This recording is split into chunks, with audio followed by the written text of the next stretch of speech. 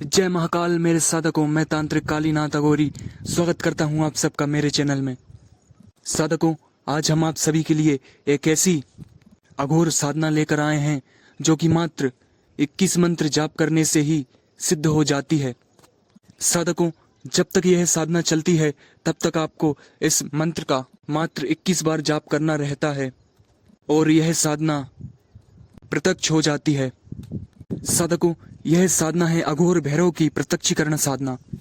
साधकों, हमारा channel subscribe करें, वीडियो को लाइक करें, जिससे ऐसी ही महत्वपूर्ण जानकारी आपको प्राप्त होती रहे। साधकों, इस साधना से आप किसी भी प्रकार का षटकर्म कर सकते हैं। आप किसी भी शक्ति को बांध सकते हैं, किसी की भी शक्ति खोल सकते हैं। अगर आप इस शक्ति को प्रत्यक्ष कर लेते हैं तो आप इससे अपना दरबार चला सकते हैं।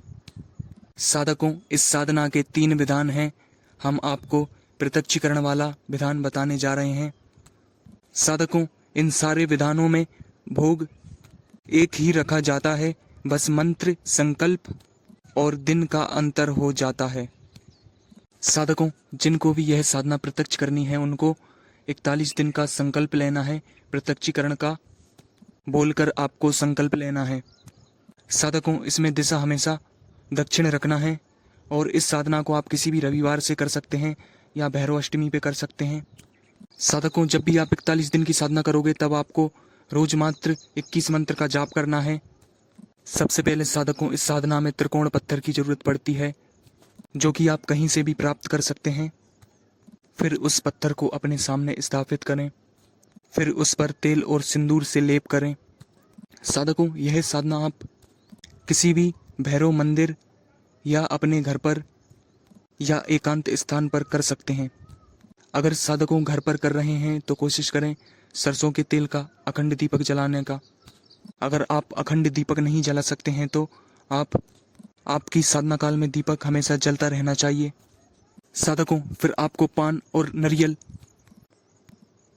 भैरव बाबा को भेंट में चढ़ाना है। पान और नारियल भेंट में चढ़ाने के बाद साधकों, आपको भोग में उड़द के वड़े और बेसन के 2 लड्डू रखना है। लड्डू के ऊपर 2-2 लौंग के जोड़े अवश्य रखें। साधकों, हर लड्डू के ऊपर एक एक ही लौंग का जोड़ा रखना है।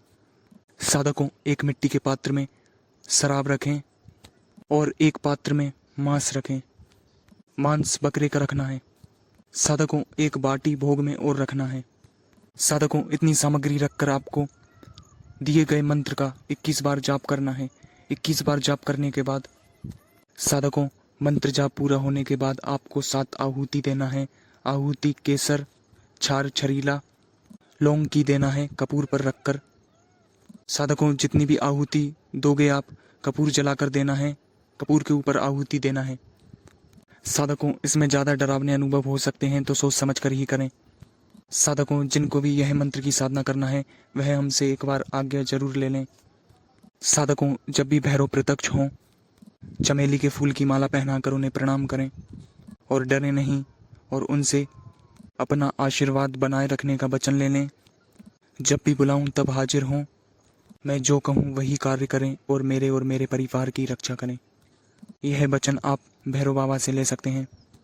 साधकों, जिनको भी मात्र 11 दिन में भैरव बाबा की कृपा प्राप्त करने के लिए साधना करना है उनको अपने संकल्प में कृपा प्राप्ति का संकल्प लेना है और प्रतिदिन 51 मंत्रों का जाप करना है और 11 मंत्रों से आहुति करना है। भोग सारा यही रखना है। ऐसा करने से आपको उनकी कृपा प्राप्त हो जाएगी। साधकों, जब भी आपको इस मंत्र से किसी का वशीकरण करना हो तब आपको थोड़ी सी राख लेकर इस मंत्र को एक बार पढ़कर प्रार्थना करते हुए उस व्यक्ति को दे दें, जिससे सामने वाला व्यक्ति उस व्यक्ति के फेवर में हो जाएगा। साधकों, अगर किसी को भूत प्रेत की समस्या है तो इसमें बताए हुए भोग को एक काले कपड़े में बांधकर इस मंत्र को मात्र एक बार पढ़ते हुए 7 बार उतारा करना है, तो तत्काल वह व्यक्ति ठीक हो जाता है। और उस उतारे को किसी नदी किनारे, किसी सुनसान स्थान या तिराहे चौराहे पर आप रख सकते हैं। ऐसा करने से उस व्यक्ति की समस्या तुरंत खत्म हो जाएगी। साधकों, अगर किसी व्यक्ति की शक्ति बांधना है तो आपको, अगर शक्ति प्रत्यक्ष है तो आप भैरव बाबा को भेजकर उस व्यक्ति की शक्ति बांध सकते हैं। और अगर आपने अप्रत्यक्ष रूप में सिद्ध कर रखे हैं, उनकी कृपा प्राप्त कर रखी है, तो आप किसी भी व्यक्ति की शक्ति इस मंत्र से खोल सकते हैं। साधकों, इस साधना की जिसको भी अधिक जानकारी जानना है तो वह हमसे संपर्क करें और हमसे जुड़े रहें। जय महाकाल।